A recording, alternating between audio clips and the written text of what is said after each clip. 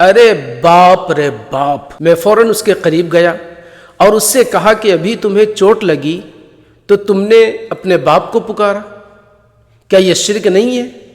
کیا یہ بدعت نہیں ہے؟ اس نے جواب دیا کہ مولانا نہیں، یہ شرک نہیں ہے، یہ بدعت نہیں ہے، بلکہ ہمیں چوٹ لگی ہے تو ہمیں ہمارا باپ یاد آیا ہے۔ ایک بھائی نے سوال کیا کہ کیا یا رسول اللہ صلی اللہ تعالی علیہ وسلم کہنا شرک ہے یا بدعت؟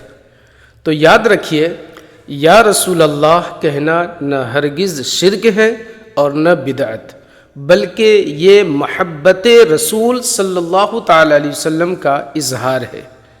در حقیقت انسان کے دل میں جس قدر جس سے محبت ہوتی ہے وہ اسی انداز میں اسے یاد کرتا ہے۔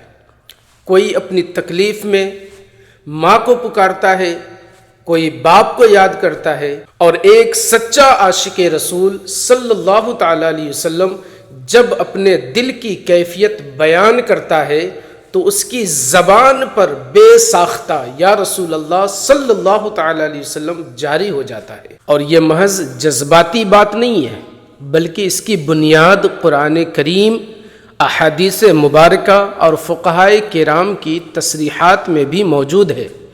قرآن مجید میں اللہ تعالیٰ نے اپنے محبوب صلی اللہ تعالی علیہ وسلم کی بارگاہ میں حاضری اور ان کے وسیلے سے دعا کرنے کا ذکر فرمایا ہے، اور احادیث مبارکہ میں اس کی روشن مثالیں ملتی ہے کہ صحابہ کرام رضی اللہ عنہم نبی کریم صلی اللہ تعالی علیہ وسلم کے وسیلے سے دعا کرتے تھے۔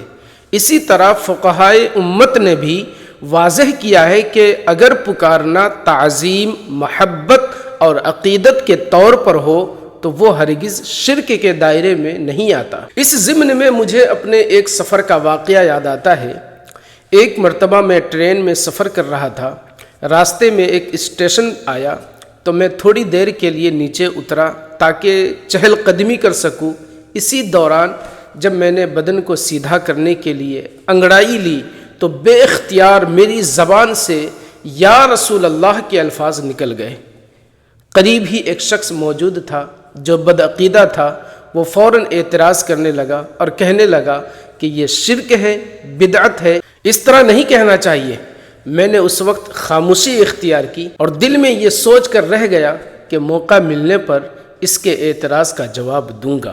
جب ہمارا سفر ختم ہوا، ہم مظفر پور اسٹیشن پر اترے تو اتفاق سے وہ شخص بھی وہیں اترا۔ میں دل میں سوچ رہا تھا، یہ چاہ رہا تھا کہ کاش یہ کوئی غلطی کرتا اور میں اس کے اعتراض کا جواب دیتا۔ اتنا سوچنا تھا کہ اچانک وہ سیڑھی سے اترتے ہوئے پھسل گیا اور زور سے زمین پر گر پڑا۔ اس کے سر اور ماتھے میں چوٹ آئی، پیر میں چوٹ لگی اور تکلیف کے عالم میں اس نے منہ سے بے ساختہ نکالا، ارے باپ رے باپ۔ میں فوراً اس کے قریب گیا اور اس سے کہا کہ ابھی تمہیں چوٹ لگی تو تم نے اپنے باپ کو پکارا، کیا یہ شرک نہیں ہے؟ کیا یہ بدعت نہیں ہے؟ اس نے جواب دیا کہ مولانا نہیں، یہ شرک نہیں ہے، یہ بدعت نہیں ہے، بلکہ ہمیں چوٹ لگی ہے تو ہمیں ہمارا باپ یاد آیا ہے۔ ہم نے کہا نادان، تمہیں چوٹ لگتی ہے تو تمہیں تمہارا باپ یاد آتا ہے، اور جب ہم سنیوں کا دل پھڑکتا ہے، دل بے چین ہوتا ہے، دل بے قرار ہوتا ہے تو ہم سنیوں کو رسول پاک یاد آتے ہیں۔